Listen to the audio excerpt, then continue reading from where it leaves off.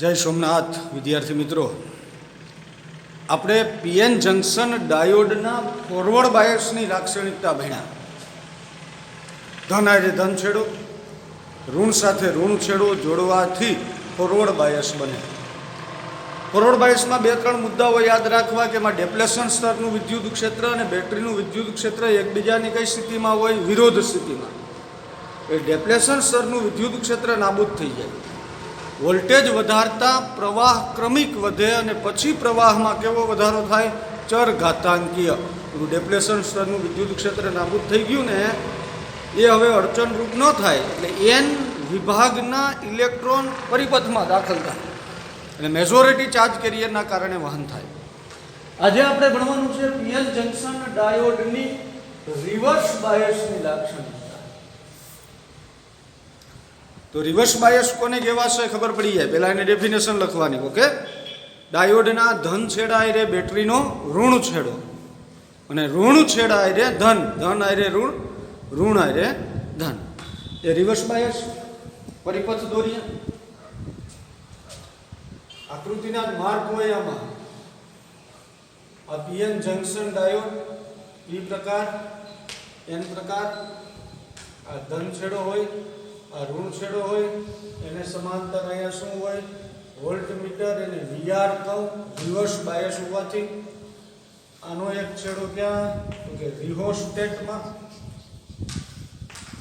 Okay, અહીંયા પ્રવાહ માપવા માટે માઇક્રોએમીટર હોય, મિલીએમીટર ને ફેર અહીંયા જે આયાર પ્રવાહ માપે રિવર્સ બાયસનો. હવે આ ધન છેડા એટલે બેટરીનો કયો છેડો? ઋણ. અને બેટરી આમાં મોટી રાખવી અને ઋણ છેડા એટલે ધન. અહીંયા સ્વિચ જોડવી હોય તો જોડી શકાય. સાદું કે આ ઋણ, આ ધન. અહીંયા જોવાનું ખાસ, આ ધન છેડો એની સાથે બેટરીનું ઋણ, ઋણ છેડો એની સાથે ધન, અને બેટરીનું મૂલ્ય મોટું રાખવાનું. બહારથી રાખવું પડે બેટરી વીઈ. આનો પરિપથ. હવે આની અંદર ડેપ્લેશન સ્તરનું વિદ્યુત ક્ષેત્ર કઈ દિશામાં હોય? તો કે એન થી પી, વીડી. એ અને બહારથી લાગુ પાડેલ બેટરીનું વિદ્યુત ક્ષેત્ર વીઈ એ બંને એક જ દિશામાં હોય. ફોરવર્ડ બાયસ કરતા લાક્ષણિકતા કઈ રીતે અલગ? જોજો, એમાં બંને વિરુદ્ધ દિશામાં હોય, આમાં બંને સહાયક દિશામાં હોય. ડેપ્લેશન સ્તરનું વિદ્યુત ક્ષેત્ર વીડી અને બેટરીનું લાગુ પાડેલ વિદ્યુત ક્ષેત્ર વી બંને સહાયક સ્થિતિમાં હોય. સહાયક સ્થિતિમાં હોવાના કારણે જે ડેપ્લેશન સ્તર જે હોય, આ ડેપ્લેશન સ્તર, આ જંકશન, આ મૂળ ડેપ્લેશન સ્તરની પહોળાઈ ડી. જંકશન આગળ વિસ્કૃતિમાન હંમેશા 0.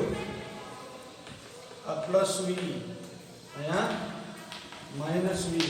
એટલે સહાયક સ્થિતિમાં હોવાના કારણે ડેપ્લેશન સ્તરની પહોળાઈમાં છે એ વધારો થાય. ફોરવર્ડ બાયસમાં શું થતું હતું? ઘટાડો. એમાં વિરોધાત્મક હોવાથી આ બધા ડોટ લાઈન વડે દર્શાવી દઈએ. આકૃતિના જ માર્ક હોય, પ્લસ વી, અહીંયા માઇનસ વી. આની પહોળાઈને આપણે શું કહીએ? D dash. બરાબર. પેલો તફાવત એ અહીંયા સહાયક સ્થિતિમાં હોવાના કારણે ડેપ્લેશન સ્તરની પહોળાઈ જે હોય એનાથી શું થાય? વધે. એમસીક્યુ પૂછાય, ડેપ્લેશન સ્તરની પહોળાઈ કઈ બાબત પર આધારિત છે? બરાબર છે, એ આપણે પ્રશ્ન છે એ ભણી ગયા. એક અશુદ્ધિના પ્રમાણ ઉપર અને બીજું એની ઉપર. ફોરવર્ડ બાયસ જોડો તો ઘટે, રિવર્સ બાયસ જોડો તો વધે. વધવાનું રીઝન માત્ર ડેપ્લેશન સ્તરનું વિદ્યુત ક્ષેત્ર અને બેટરીનું વિદ્યુત ક્ષેત્ર કઈ દિશામાં હોવાથી? સહાયક દિશામાં હોવાથી. હવે આનો પ્રયોગ કરો. પ્રેક્ટિકલ જ આપણે રીડિંગ નોંધો.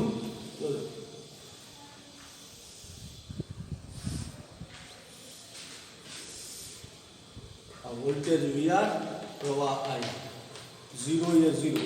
આ રિવોસ્ટેટની મદદથી છે એને અહીંયા આમ કહેવતું જવાનું, આમાં ને આમાં રીડિંગ નોંધતા જવાનું. અહીંયા 0.1 પ્રવાહ મળ્યો 0.1,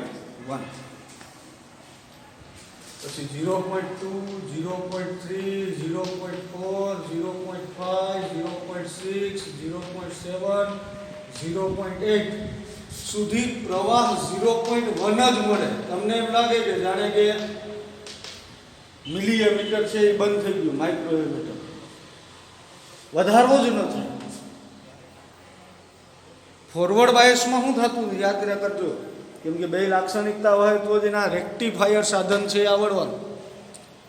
ફોરવર્ડ બાયસમાં વોલ્ટેજ વધારતા પ્રવાહ પણ ક્રમિક વધતો હતો.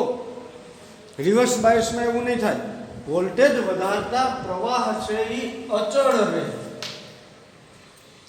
આ અચળ પ્રવાહને રિવર્સ સેન્ચ્યુરેશન પ્રવાહ કહેવાય. અચળ. અને એ અચળ પ્રવાહ છે ને એ માઇનોરિટી ચાર્જ કેરિયરોને કારણે છે એ મળે. માઇનોરિટી ચાર્જ કેરિયરોના કહું હમણાં. પછી તમે 0.9 કહો એટલે પ્રવાહમાં વધારો થાય 5 મિલીમીટર. માઇક્રો એ ક્રમનો પ્રવાહ મિલી ક્રમમાં ફેરફાર થાય. ચર ઘાતાંકીય વધારો થાય. 1 વોલ્ટેજ કરો એટલે 15 મિલીમીટર. જ્યાંથી જે વોલ્ટેજ માટે પ્રવાહમાં ચર ઘાતાંકીય વધારો થાય એ વોલ્ટેજને બ્રેક ડાઉન વોલ્ટેજ કહેવાય. ઓલામાં જ્યાંથી વધારો થાય એને શું કહેવાય? થ્રેશોલ્ડ કે કટ-ઇન વોલ્ટેજ. અહીંયા બ્રેક ડાઉન વોલ્ટેજ. હવે આ થવાનું કારણ શું? તો કે ડસ્ટર લઈ લો.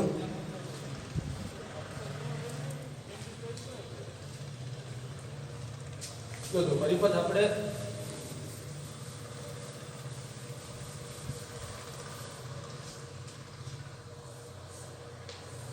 આ મર્દવાહક, આ ડેપ્લેશન સ્તર, એન પ્રકાર, પી પ્રકાર, ધન, ઋણ કેમાં જોયો? રિવર્સ બાયસમાં. Okay, reverse બાયસમાં.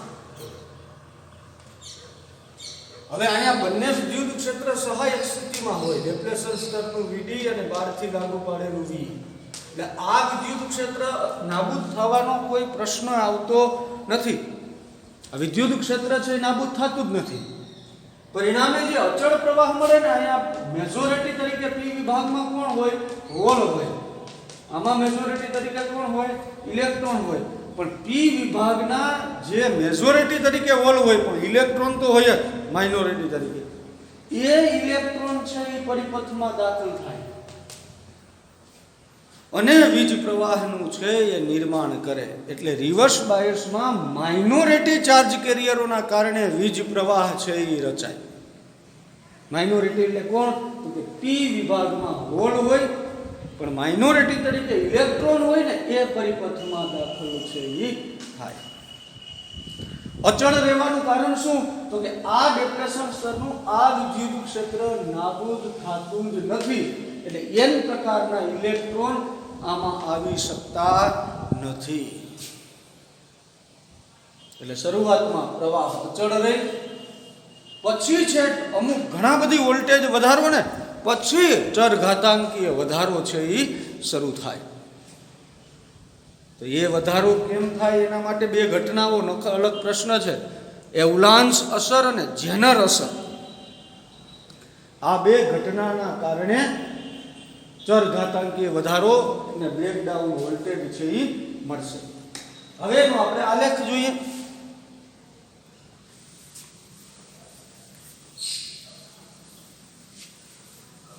આલેખ ઉઠમો દોરું.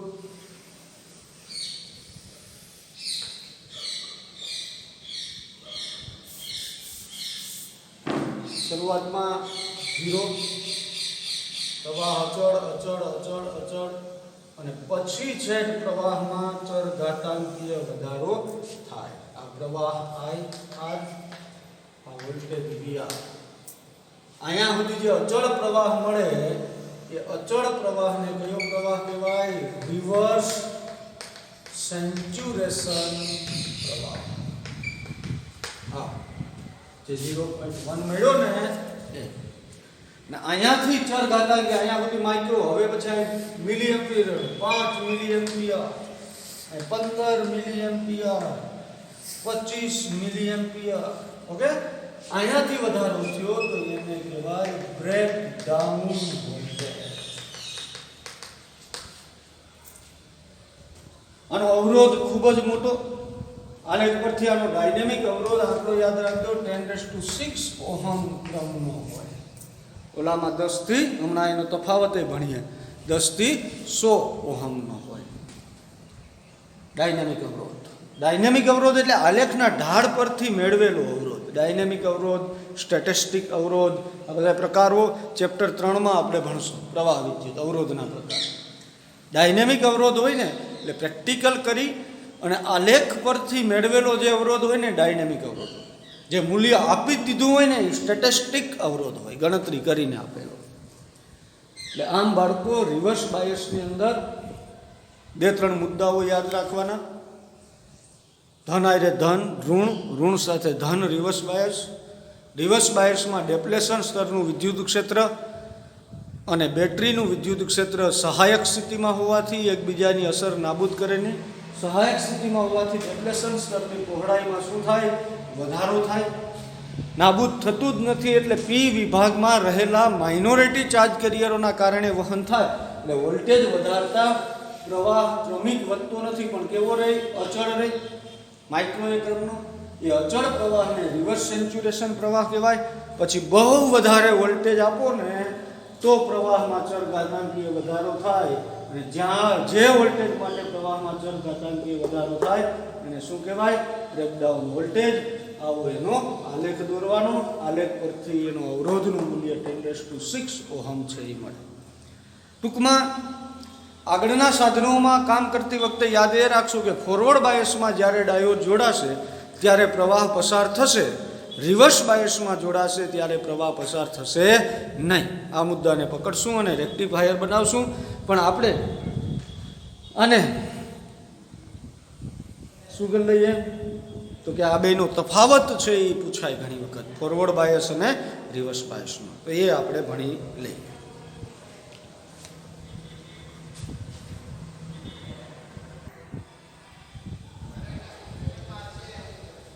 ના પછીનો પ્રશ્ન, તફાવત ખાસ યાદ, એન પ્રકાર, પી પ્રકાર, બરાબર. તો તફાવત ત્યાં આવડે કે બે આવડે તે, એટલે ફોરવર્ડ બાયસ અને રિવર્સ બાયસનો તફાવત આપો તો આપણે આ બાજુ લખીએ ફોરવર્ડ બાયસ,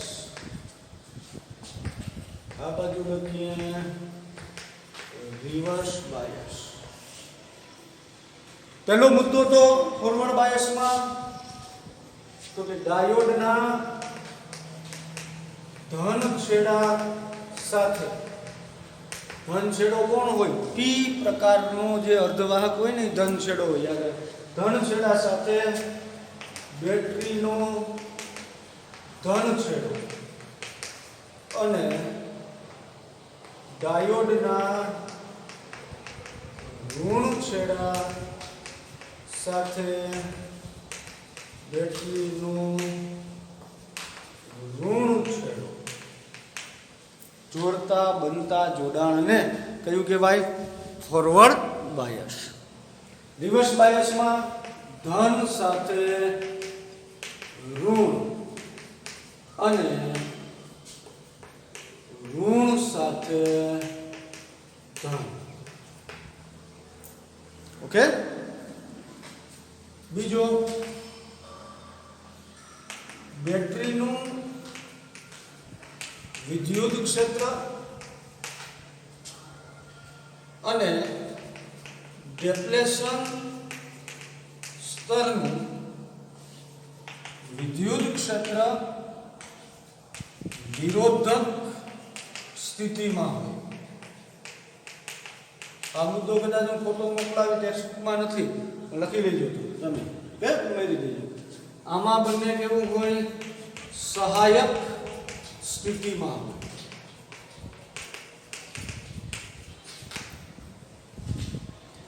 વિરોધક સ્થિતિમાં હોવાથી ડેપ્લેશન સ્તરની પહોળાઈ ઘટે છે.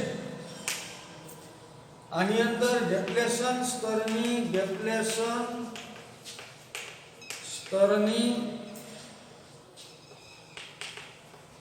પહોળાઈ વધે છે. જે મૂળ હોય 0.5 માઇક્રો એમ્પિયર જેટલું હોય ને સરેરાશ, ફોરવર્ડ બાયસમાં જોડો એટલે ઘટી જાય, રિવર્સ બાયસમાં જોડો તો વધી જાય, કેમ કે આમાં સહાયકમાં હોય, આમાં વિરોધક. ચોથો મુદ્દો, મેજોરિટી ચાર્જ કેરિયરના કારણે મિલીય ક્રમનો પ્રવાહ મળે.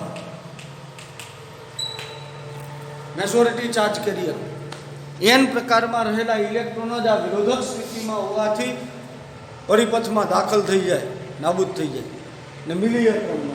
ને આમાં માઇનોરિટી ચાર્જ કેરિયરના કારણે માઇક્રો ક્રમનો પ્રવાહ મળે છે. ઓકે, પાંચમું, કયા વોલ્ટેજે થ્રેશોલ્ડ કે કટિંગ વોલ્ટેજે પ્રવાહમાં ચરઘાતાંકીય વધારો થાય. આમાં કયા વોલ્ટેજે, નામ બ્રેકડાઉન વોલ્ટેજે પ્રવાહમાં ચરઘાતાંકીય વધારો થાય. આનો અવરોધ કેટલો હોય? 10 થી 10 ઓહમથી 100 ઓહમ. આનો અવરોધ કેટલો હોય? 10⁶ ઓહમ. ઓકે, 10 થી 100 કદાચ જો દેખાતું હોય તો આમ યાદ છે. હજી એક મુદ્દો લખી શકો કે ફોરવર્ડ બાયસની અંદર વોલ્ટેજ વધારતા પ્રવાહ ક્રમિક વધે અને પછી ચરઘાતાંકીય વધારો થાય. આની અંદર વોલ્ટેજ વધારતા પ્રવાહ અચળ રહે. આ અચળ પ્રવાહને કયો કહેવાય? રિવર્સ સેચ્યુરેશન પ્રવાહ કહેવાય. અને પછી ચરઘાતાંકીય વધારો થાય. આમ ફોરવર્ડ અને રિવર્સ બાયસ એની લાક્ષણિકતા એના પ્રેક્ટિકલી આપણે કરવાનું છે, બરાબર છે. પછી આ ફોરવર્ડ અને રિવર્સ બાયસના જોડાણની લાક્ષણિકતા પરથી રેક્ટિફાયર સાધન બનાવવામાં આવ્યું. અર્ધ તરંગ રેક્ટિફાયર અને પૂર્ણ તરંગ રેક્ટિફાયર આપણે ભણવાનું છે. એક બાળકો યાદ રાખવું કે કોઈ પણ ઇલેક્ટ્રોનિક્સ ઉપકરણ છે ને એ ચાલે ડીસી પ્રવાહથી, ડીસી ડાયરેક્ટ કરંટ. પણ આપણા ઘરમાં જે આવે એ કયો હોય? એસી પ્રવાહ. તો એસીનું ડીસીમાં રૂપાંતરણ કરવું જ પડે અને એ કરવા માટે એ ઇલેક્ટ્રોનિક સાધનની અંદર રેક્ટિફાયર હોય. રેક્ટિફાયર એક જ મુદ્દા ઉપર કામ કરશે કે ફોરવર્ડ બાયસમાં ડાયોડ જોડાશે તો પ્રવાહ પસાર થશે, રિવર્સ બાયસમાં જોડાશે તો પ્રવાહ પસાર થશે નહીં. ઓકે, તો એ આપણે ભણવાનું છે. ચાર્જરથી માંડીને બધું એસીનું ડીસીમાં અને ડીસીનું એસીમાં રૂપાંતરણ કરવાની, ડીસી પ્રવાહનું એસી પ્રવાહમાં રૂપાંતરણ કરવાની પ્રક્રિયાને રેક્ટિફાયર છે એ કહેવામાં આવે. અને જે સાધન રેક્ટિફિકેશન કહેવામાં આવે અને જે સાધનની મદદથી આ થાય એને રેક્ટિફાયર કહેવાય. એ હવે આના પછીના લેક્ચરમાં આપણે ભણશું. સાથે સાથે તૈયારી સિવાય કોઈ બીજો વિકલ્પ છે નહીં, જે કરતું રહેવાનું, બરાબર. ગોલ્ડન યર છે આપણું. કોરોનાની રીતે આપણે આપણી રીતે કામ કરવાનું રહે. તમે તમારું કામ પ્રમાણિકતાથી કરતા રહો એટલે તમને આગળ વધતા કોઈ રોકી શકતું નથી. સવાલ આપણી દાનતનો હોય, આપણી પ્રમાણિકતા ન હોય, તો એમાં આપણે ઉણપ આવવા દેશું નહીં. રેક્ટિફાયર સાથે આવતા લેક્ચરમાં મળીએ.